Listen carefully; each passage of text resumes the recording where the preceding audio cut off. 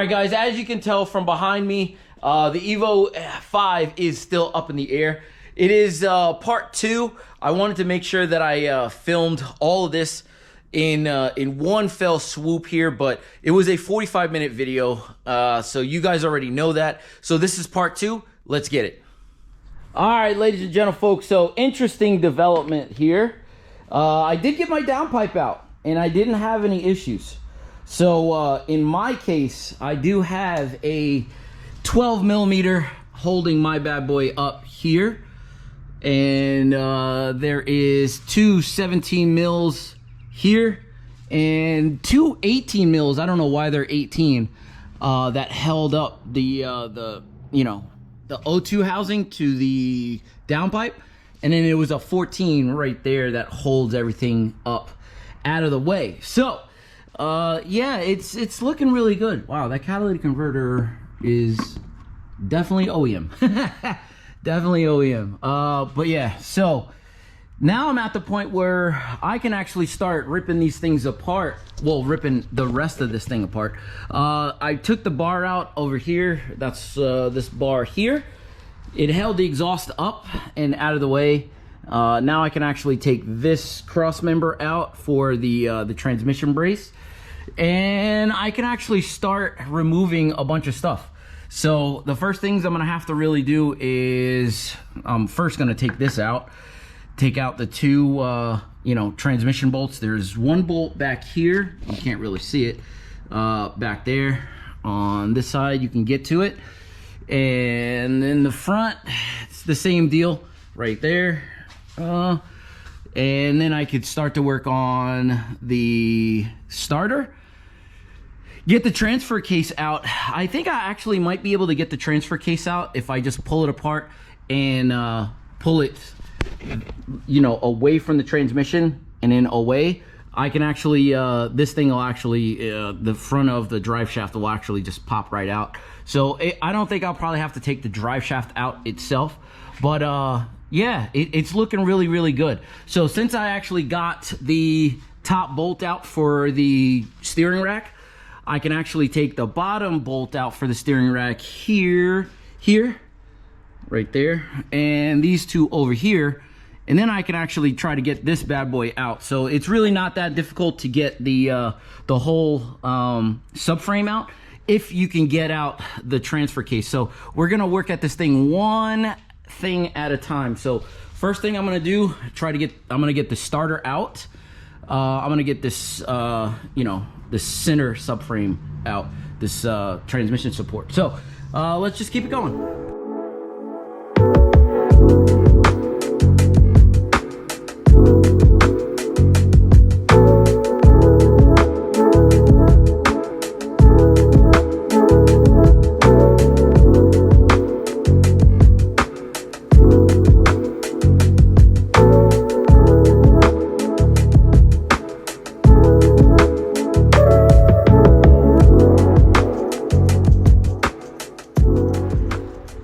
All right, ladies and gentlemen, folks, so as you can tell, this bad boy has a little rock to it. Lean with it, rock with it. So there's a reason why I did it the way I did it here, is just so that like I have a lot more room to kind of work here. But yeah, the starter is out. There was a plate here. Well, there is a plate here. Two 14 millimeters, two 10 millimeters up here, and this plate comes out. The starter is a 14 millimeter from this side and a 14 millimeter from this side, and then the whole bad boy comes off. The starter signal wire, it just popped off thing, and a 12 millimeter for the actual piece that goes for the power. So next thing I got to do is I have to start to look at the axles, because I cannot get this transfer case out without getting the axles out. So I'm going to let it down a little bit, and I'm going to separate the ball joints. That is by far the easiest way here to actually get these bad boys done. I've done it this way for several years. If you separate the ball joints, you can actually separate the outer tie rod end from the knuckle. Everything can move on the premise that the strut is not like seized or anything crazy like that. But I do have coilovers, so I have a lot of adjustability here to move stuff around. So yeah, I'm just going to start doing that, and yeah, we can start moving from there. There will be a intermediate shaft on this side of the transmission that I have to kind of get to. So yeah, we're just going to keep it rocking here. So let's keep it going.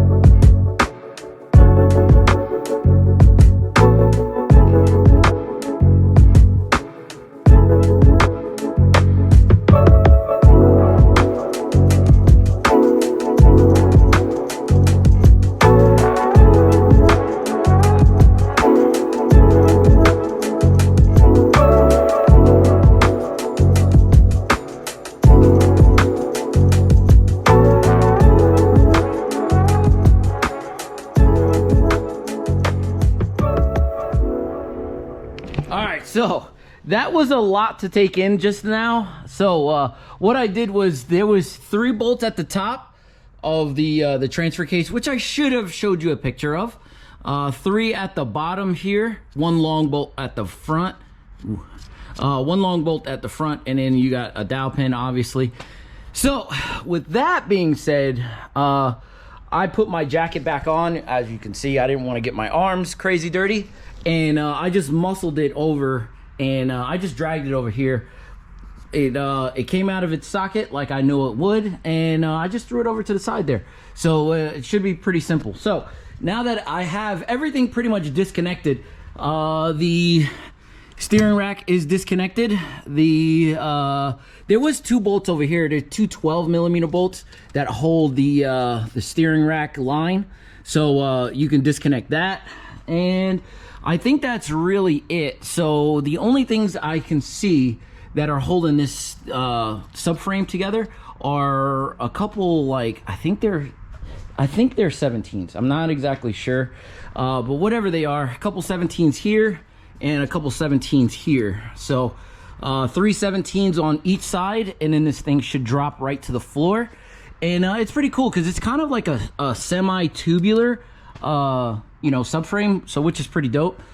But let me get my rolling dolly, well, one of my rolling dollies that I have somewhere, and let me get this thing off the car, and yeah, and then we can get a better look at the transmission. So man, oh man, so yeah, it's pretty crazy. So yeah, let's just keep it going.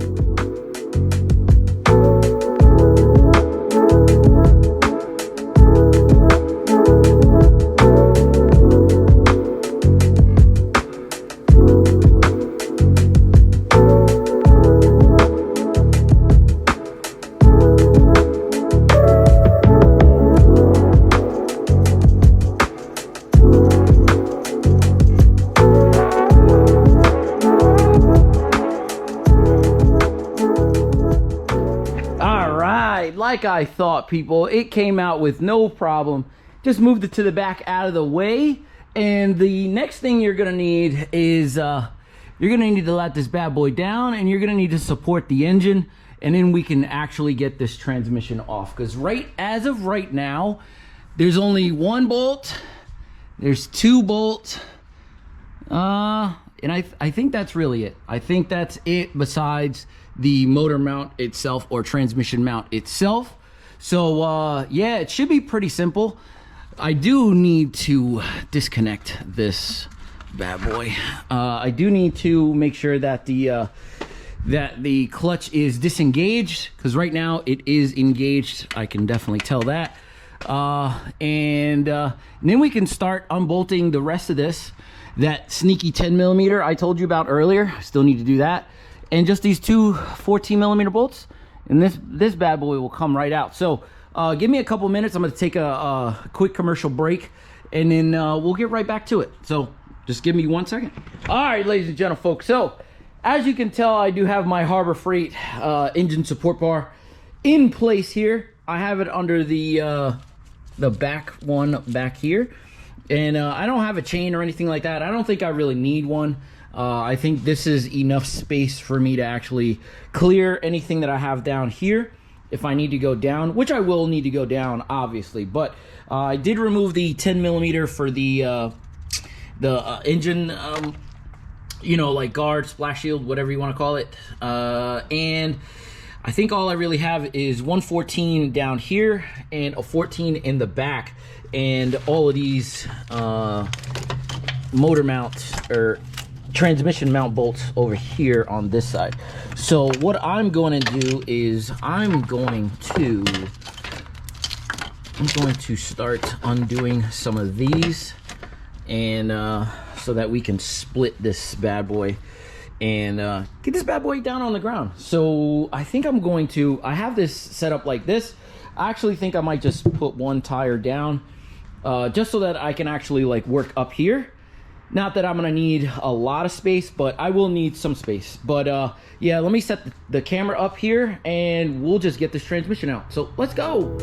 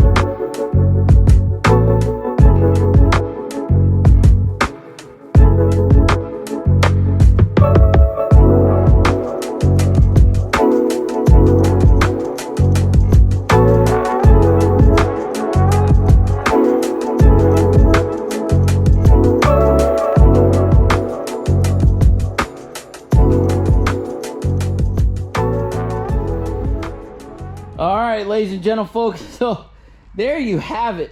The Evo 5 transmission is out, and doesn't look terrible. Looks like a OEM transmission, so nothing too crazy. The clutch, on the other hand,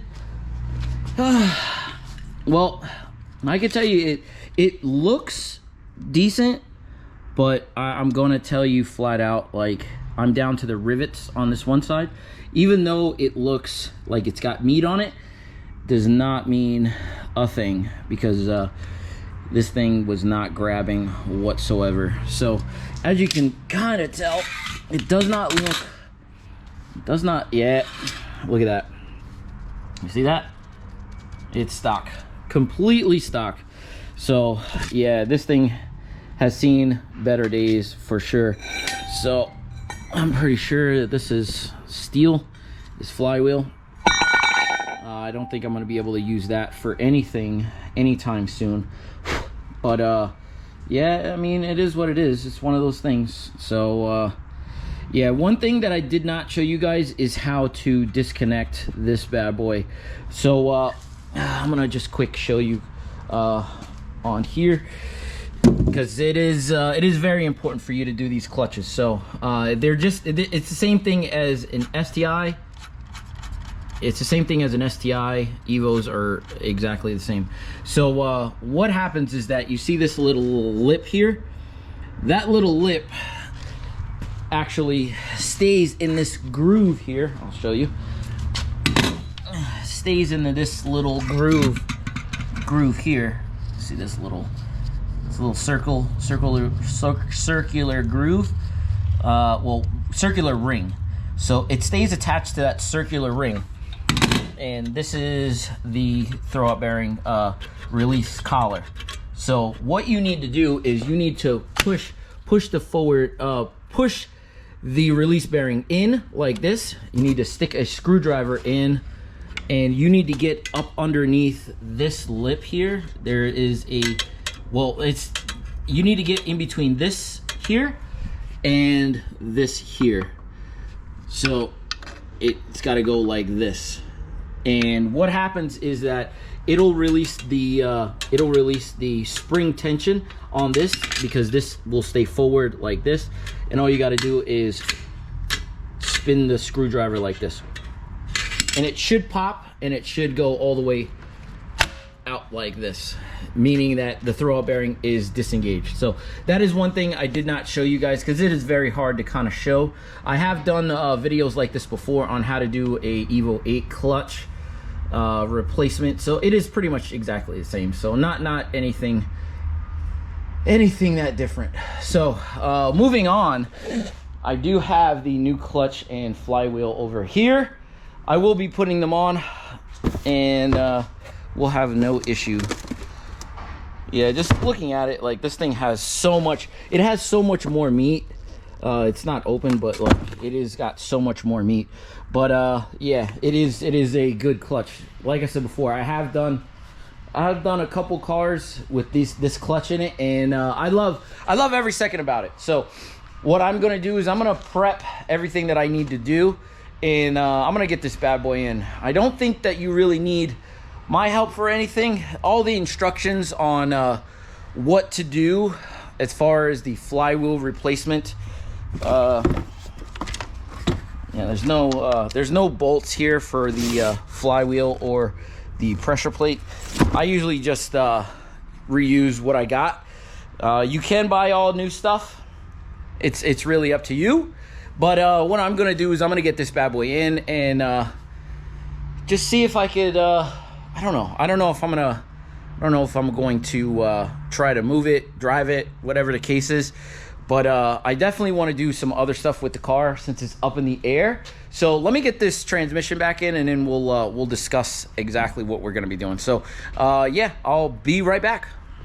All right, people. So now that I'm at the point where I'm ready to replace this bad boy, yeah, make sure that you do your throw-up bearing, your new throw-up bearing. You grease the splines on this bad boy. And whenever you're throwing your brand new clutch up, you make sure that you throw red Loctite or blue Loctite. I prefer to use red Loctite on all your bolts, all 6 around the pressure plate, and all 7 around the flywheel. So just keep that in mind. So what I'm gonna do is I'm gonna get this bad boy back into the car. Like I said before, I just wanted to point out a couple things before I actually went ahead and did this. Should not take me very long, but it is literally just the reverse of what we just did. So it should not take you that long. Right now I am at it's 240 something. So it took me about probably about 3 hours to get this bad boy out. But you have to think, I've been doing this with the camera stopping. talking to you guys and such, and I took a little bit of a break. So there was a couple things that I did in there. So it should take you less time, 2.5 hours to get this thing out, maybe even 2 hours if you're just concentrating and doing what you need to do. So not like myself. So what I'm gonna do is I'm gonna get this bad boy back in, and we're just gonna go from there. I don't think I'm gonna take this thing for a test drive like I said before in the last clip. I think I want to do a couple other things while it's on the lift, but I'll show you exactly what it looks like whenever we get done. So let's go. All right, ladies and gentlemen, folks, so here it is. The Evo 5 clutch is finally finished. It is a lot darker. Well, not a lot darker. I spent some time actually getting some things cleaned up while I was in here. Now it does look a little bit better, a little bit nicer. I do have to, like I said before in earlier clips, I have to look at the upper intercooler pipe. I don't really like this design. Well, I don't like that it's really hard rubber, and so I'm gonna look to change that. I don't think I found anything on the market that actually replaces that. Like I said before, I want to keep this the way it is, so I'm probably going to take it somewhere to actually get something actually custom made. So everything that's there, and a whole new intake possibly. So but yeah, that's it. The only things you really have to worry about when everything is done and in the car is you know, doing your radiator, making sure that you get all the air out of it. And yeah, that's really, it's very, very simple, not that hard whatsoever. And the car drives amazing now. I just took it for a test drive and it drives fantastic. It's a lot harder of a clutch, but I think you'll get, you know, I'll get used to it in time. So I'm pretty sure you will too. But yeah, if you wanted to know what clutch I actually use, I will link it down in the description below from Map. And they were awesome.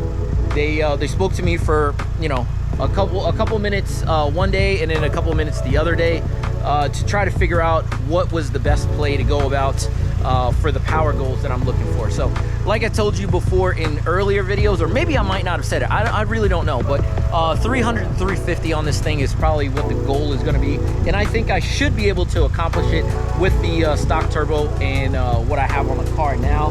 Maybe with the injectors I might have to switch out, but we'll check that out like whenever we get to that point. But if you enjoyed this video and it helped you in any way, shape, or form, please think about throwing me a like, maybe think about subscribing, and I'll definitely see you guys on the next one. All right, deuces.